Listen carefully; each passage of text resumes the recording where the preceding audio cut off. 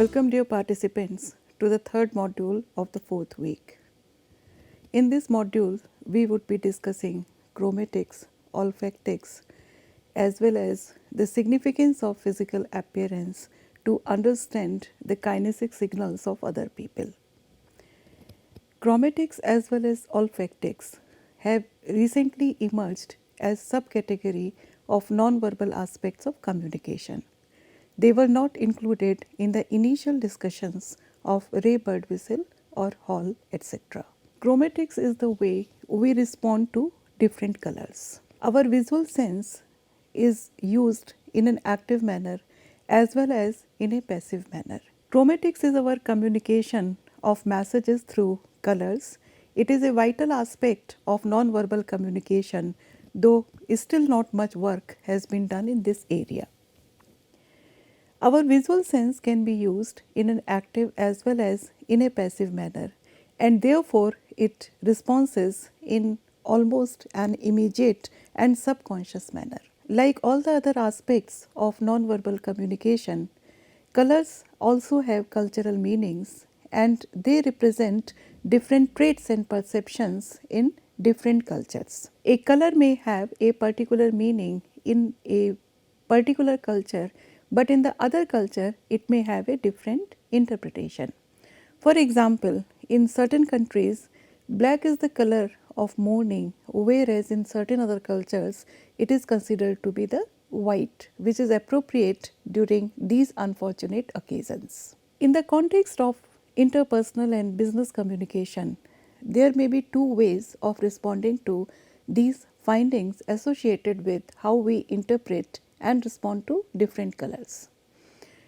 Primarily, we look at colors in our surroundings, and in the design of a space, office space for example, the role of color is important. And therefore, we can say that colors hold a certain power in business and professional world. It is particularly visible in marketing, where the color which has been used for presenting a brand's logo and visual identity becomes dominant. Even though when we look at a brand's logo, there are different types of visual cues, shapes, numbers, certain words would also be there. But what stands out ultimately is the color, which we normally remember, and the use of color increases brand recognition by up to 80%. At the practical level, we find that a clever and well thought out use of color in a brand makes it stand out in a crowd. The relationship between brand and color hinges on the perceived appropriateness of the color being an exact fit for this situation. Colors are not only important for marketing, but we find that in our clothing, in our choice of accessories, in the way we package our gifts, etc., we pass on messages which may be intended, but mostly they are unintended. The cross-cultural significance also has to be understood. At the same time, we find that colors impact the work culture in an organization as well as the corporate identity, which can be created with the help of certain colors. Natalie Boyd has commented on the cultural associations of color in business packaging in the United States. Warm colors such as red, orange, yellow, etc. increase anxiety, appetite, arousal, and therefore fast food chains often choose color combinations of red and yellow because these colors increase appetite. On the other hand, cool colors produce an effect which is soothing and they stimulate thinking, and therefore they are preferred in the interior decoration of restaurants. Our choice of color suggests our attitudes to other people, and at the same time, the choice of color in our surroundings influences our moods also. The use of those colors which are aesthetically pleasing in our surrounding create a positive stimulation in us at the workplace, and they help us in retaining our focus during our official interactions. Choosing inadequate colors may impact employees by causing not only eye strain or headache, but also it can encourage a sense of fatigue also. I would refer to a very interesting finding of Dr. David Lewis, a color psychologist, who has found in his research that about 80% employees believe that the color of their surroundings has a significant impact on their emotions and performance. A well planned use of colors which are able to stimulate positive feelings amongst the employees would lead them to better creativity and innovative ideas. We understand that colors have a psychological association and they have thus a certain communicative value. For example, performers feel more relaxed in a green room and weightlifters do their best in blue colored gyms. But beyond this, in the professional world, it is our choice of colors through different accessories which we carry on our body that we reflect our personality and our attitudes to other. Different color psychologists have commented that wearing the right shades at workplace is important because it helps us in creating a particular impact on our colleagues as well as on our bosses and can enhance our career choices. This finding brings us to the next logical question, and that is what may be the suitable colors for professional contexts. Darker colors convey a sense of authority, whereas lighter shades project an approachable image. Different findings are almost unanimous in this suggestion that the appropriate color for the professional attires for all genders is either black or navy blue. Some psychologists have suggested grey also, but the majority is in favor of black or navy blue. These colors are associated with traits like authority and power. Black particularly is also associated with a positive sense of aggression in the sense of being assertive. Researchers also lead us to think that there is a certain relationship between the color which is chosen for a uniform and the behavior of the employees as well as the behavior of a customer towards an employee who is dressed in a particular color. Industries have always taken advantage of these researches. Different industries have different goals and messages which they want to convey and fulfill. They also have different brand images, and even within a particular organization we find that different segments perform different type of duties, and therefore they want to use the subliminal effect of color psychology to trigger subconscious and deeply rooted emotional responses in how people think, behave and make their choices in the workplace. Colors also have the capability to substantially impart a sense of efficiency and positivity in the workplace if used correctly. A study of Creighton University conducted in 1999 found that employees who were wearing uniforms in different shades of blue felt calm and they also felt more hopeful about their professional roles and competence. The choice of uniform colors conveys particular sets of subconscious messages. For example, the medical staff, doctors, lab workers are always dressed in white because it imparts a sense of purity and also evokes associations of sanitation and sterility.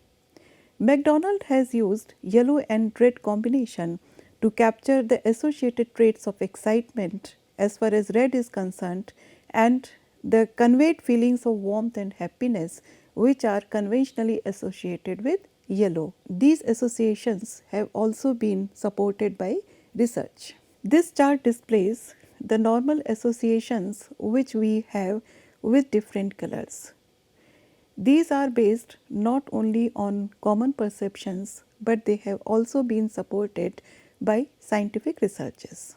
Even though this chart displays the dominant perceptions as well as findings of scientific researches, there are cultural variations in the way we interpret different colors.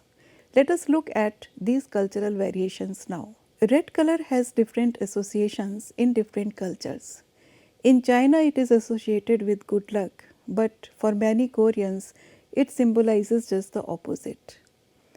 In countries like France and Britain, it is perceived to be a masculine color. In Japan, it is associated with happiness. In Ghana, on the other hand, it is associated with a sense of sorrow. In certain other African countries, it is associated with witchcraft and symbolizes death. Researchers have also found that in affiliative situations, people who are attired in red color are perceived to be more attractive.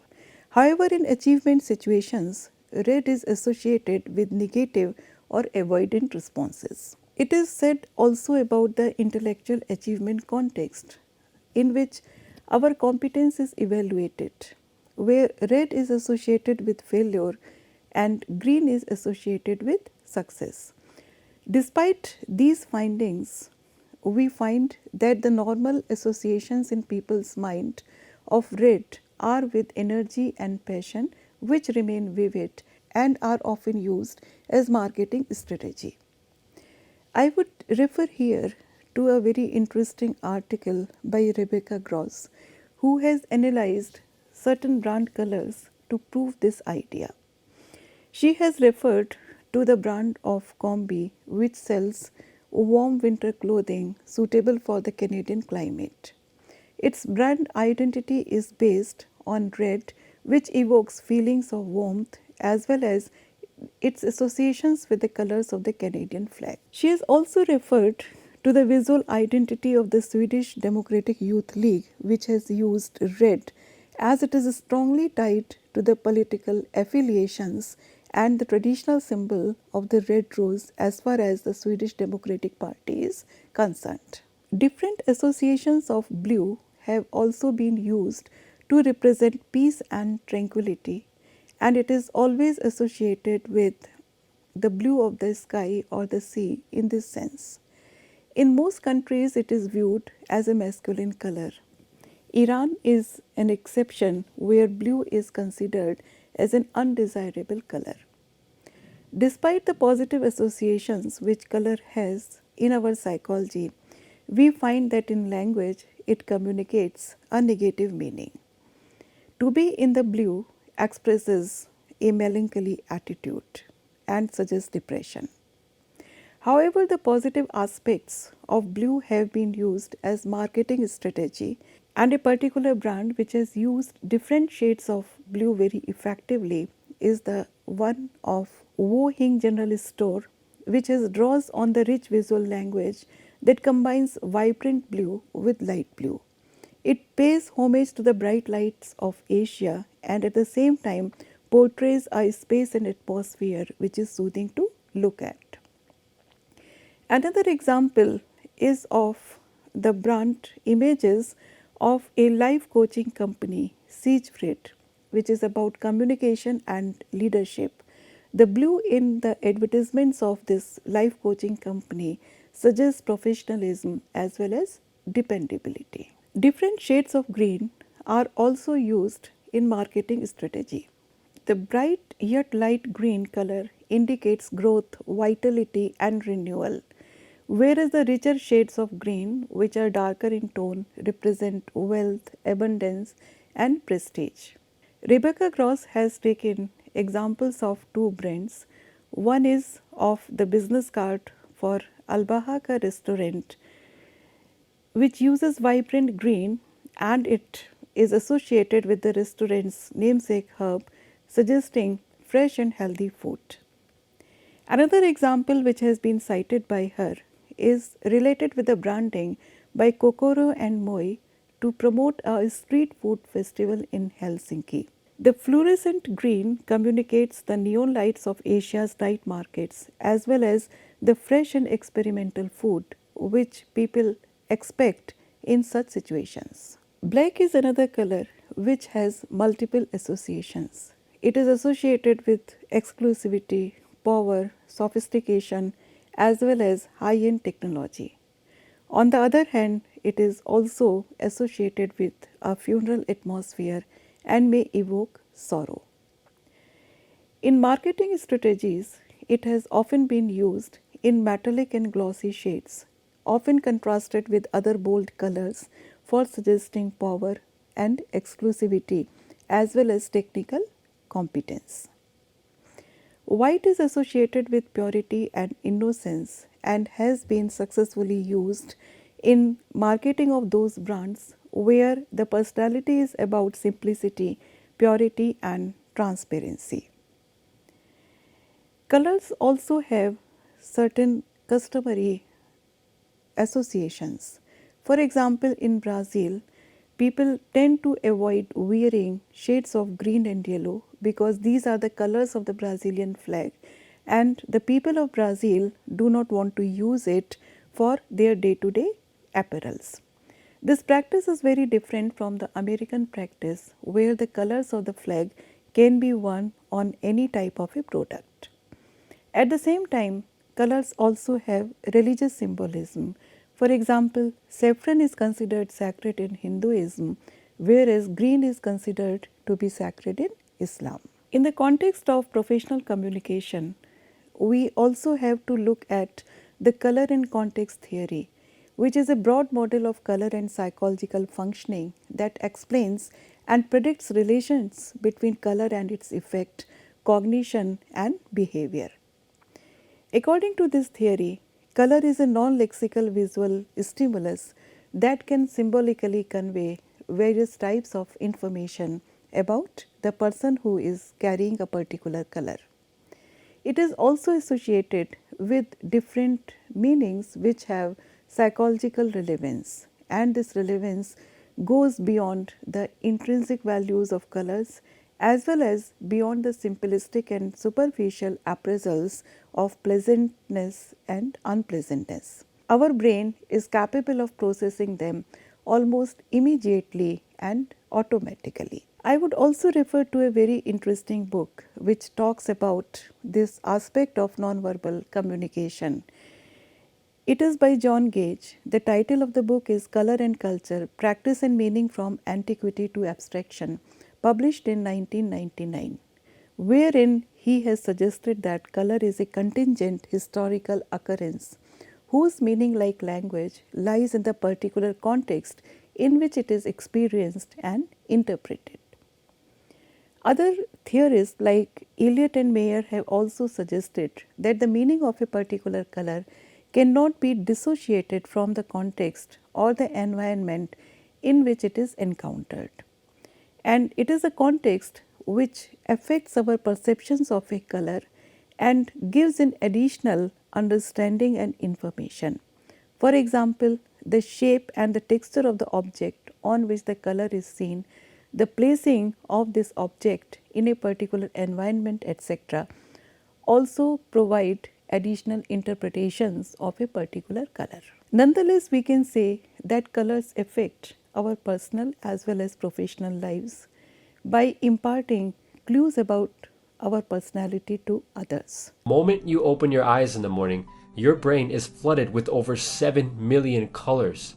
Believe it or not, some colors can even give you a headache. Once you understand the psychology behind colors, you'll be better equipped to take on the world. With an understanding of the basic colors, you can become a better marketer and make more sales. You can use the power of certain colors to influence people and make yourself more persuasive. Knowledge of color psychology can even help you read another person's personality just by looking at the color of their car. Although we see the world in 7 million different colors, most people don't have the slightest clue how colors affect their mood and purchasing decisions. By wearing certain colors, you can make people feel a certain way, which could help you succeed in a variety of different situations. For example, imagine you have an interview tomorrow and you really want the job, but there is a long list of applicants before and after your interview. Now, the color blue is associated with loyalty and trust, so the simple act of wearing blue to the interview will make the hiring manager unconsciously trust you more. Imagine you have a major business deal coming up or some other important event. By wearing blue, you'll seem more trustworthy and the business deal is more likely to turn out in your favor.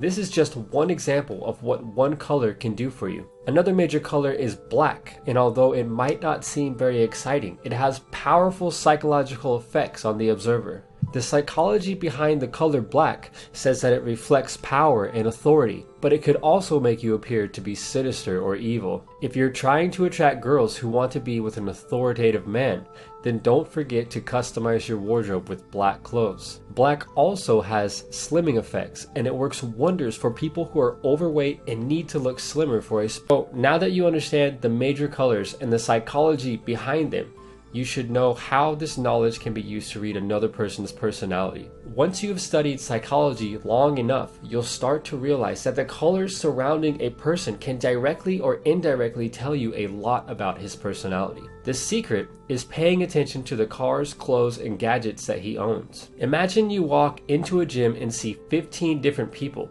all going about their business and trying to get stronger and healthier. Without this knowledge, you would never consider the colors of their iPods, wristbands, shoes, or water bottles, and what they can tell you about each person's personality. And therefore it is understood as an emerging dimension of nonverbal aspects of communication. Another aspect which I would take up for discussion is olfactics, which means communication through smell and scent. It is a much neglected and less studied aspect of body language, and its significance is being felt only recently. In our social functioning, scent has a certain role and it also has a psychological significance. At the outset, we can say that pleasant smells serve to attract, whereas unpleasant ones repel others. But it is not easy to diagnose a particular scent as being pleasant or unpleasant one. The association of a particular smell with memory is always there.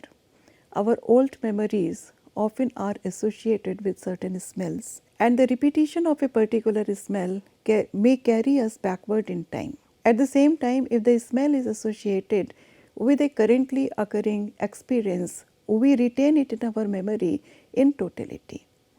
Smell can also act as a system of warning. Some cultures are more smell conscious than others, and it sensitizes us to the fact that in our appreciation of smells also cultural variations do exist. In most of the developed countries, it is normally found that people are uncomfortable with body odors and smells and therefore spend a lot of money on wearing artificially created scents. Studies tell us that in America, many people consider that the body odor is offensive and would avoid talking or interacting with a person who has strong body smells.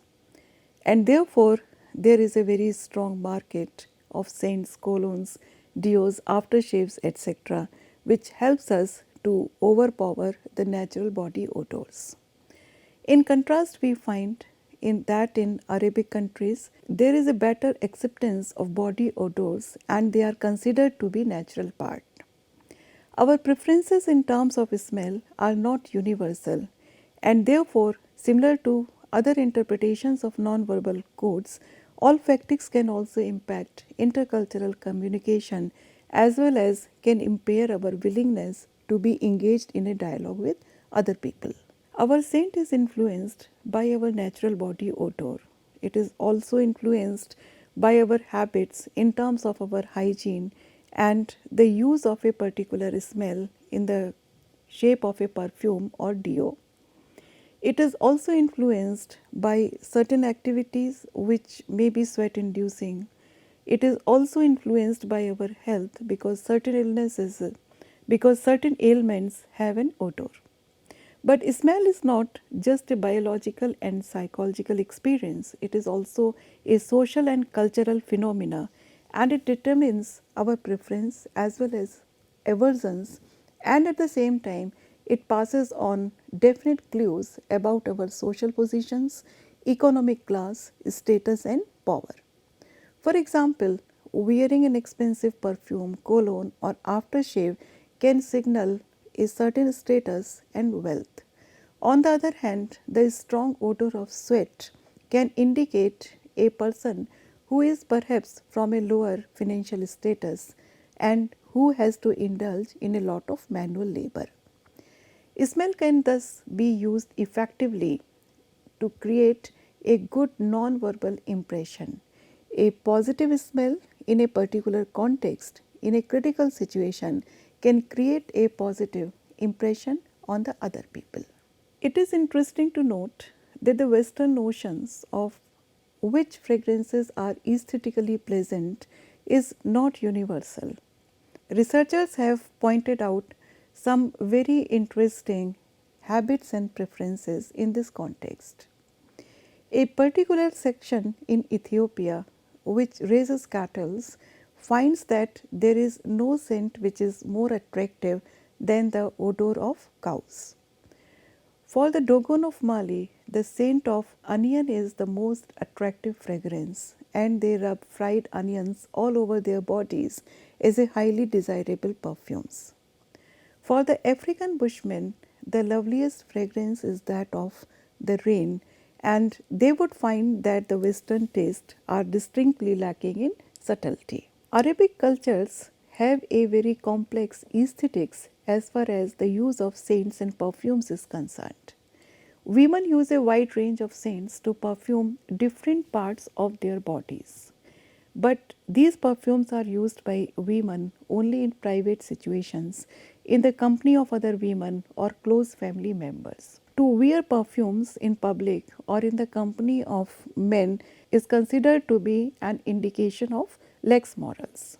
This aspect has been very succinctly put by Yelena Georgievic, a French clinical neuropsychologist, who has said that even basic processes such as smelling a scent are influenced by where we come from and what we know. The complexities of the personal odor are the subject of sophisticated classification systems in many other cultures. I would like to point out a particular finding which suggests that the average member of the Amazonian Desana community will readily explain that an individual's unique odor is a combination of different smells. The word which is used by them is Uma Seriri, and it is a combination of natural personal odors which are acquired through the food one eats, odors which are caused by emotions, and periodic odors which are related to fertility. The assessment of the components of personal body odor is scientifically accurate, and unlike Western scientists, the Desana are also able to describe each of the smells which are involved in this process in minute and vivid detail. Industries are also based around our preoccupations of smells and odors. We can look at the market which is there for different types of perfumes, colognes, sprays which we use to sanitize and create scents in our homes, etc. In Japan particularly, fragrance is used in the workplace also. The architectural and construction firm Shimizu has developed computerized techniques to deliver scents through air conditioning ducts so that the efficiency of the employees can be enhanced and the stress level can be reduced. Advertisers also believe that smell is important, and British stores use natural smells such as that of freshly dried linen, chocolate, or musk in the air conditioning systems to put customers in a happy and positive frame. So, we can conclude that smell has a commercial presence. This brings us to the discussion of our physical appearance and artifacts, which also transmits messages. Our body language as well as our appearance reveal a lot. Most of us notice another person's physical appearance and body language before we notice anything else, and our primary considerations are often based on these two aspects. Correct outfit and appropriate accessories help us to elicit specific and targeted results. They help us to pass on certain messages in a profound manner and create a particular impression on the viewer. At the same time, our choices in this context convey clues about our socio-economic status. However, the idea extends beyond the business and the professional world. We find that different segments of the society have their own preferences as far as physical appearance and the use of artifacts is concerned. We can look at the dress code, the hairdo, and accessories of soccer players or bikers or political leaders for that matter, and a comparative understanding can tell us about the significance of our physical appearance and the use of artifacts in creating a particular type of a personality. These issues were traditionally studied by ethologists and behavioral scientists, but they are now being taken up in intercultural and business communications also. The primary reason for taking up these studies is based on this idea that our accessories symbolize our sense of self respect. The clothes we wear, the cell phone cover we choose, the wallet which we carry, the sunglasses which we have, the tattoos which we may or may not have, communicate our choices as well as decisions which in turn are based on our feelings and emotions. They project our gender, position, our status, personality as well as our affiliation either with a particular group or a particular sect. In general, it can be said that accessories need to be clean and in good shape. A belt which is frayed, shoes which are scuffed, and a banged briefcase not only look unkempt, but they also suggest a personality which is not bothered to look after them. So we send the message that we do not care about them enough to maintain them properly. And this can be easily interpreted as an indication of a person who is lazy and can't be bothered. So our physical appearance and the use of accessories enables other people to form opinions about our personality. However, the underlying factor in our choices should be appropriateness within an environment. And by environment, we mean the situation and the place where the communication takes place. It requires a certain awareness of different cultural values, our sensitivity towards it, and an empathetic planning to foresee these differences and plan for them. Accessories have their own language. Fabrics also have their own language. For example, Kashmiri and cotton suggest that the wearer is sophisticated and also a well to do person. Hard materials like leather, etc., suggest a belligerence and assertiveness which is not welcome in certain professions. The type of shoes which we wear also indicate a particular politics, a particular status, as well as age and fashion sense. Studies also indicate that a professional dress and appearance increases confidence and imparts a broader perspective to people. Another aspect which has come under the purview of body language now is the study of tattoos. Tattoos represent a specific form of body language. They are like a permanent decoration to our body which cannot be easily removed, and therefore they are often termed as a self-branding. Scars that speak and yet cannot be replied to easily. They assert what is there, and this assertion in a way is frozen in our flesh. Some researchers suggest that a distinction has to be drawn between fashion and anti-fashion. According to them, fashion has to be characterized by continual and systematic change.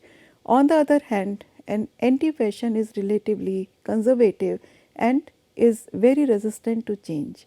Tattoos are normally put in this category of anti-fashion. They create an illusion of social and cultural affiliation and stability.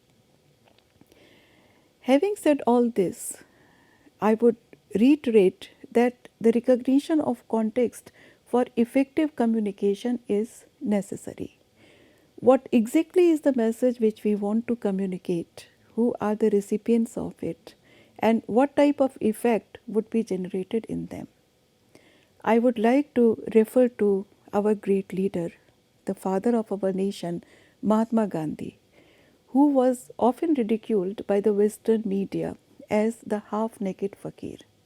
But the very fact that he was dressed in this manner suggested that he had an emotional attachment with the masses of our country and he truly represented them. No fashion sense can be greater than this empathetic understanding which people have for a particular context. I would end my discussion of these aspects of body language at this point. In our next module, I would take up certain other emerging aspects of nonverbal communication. Thank you.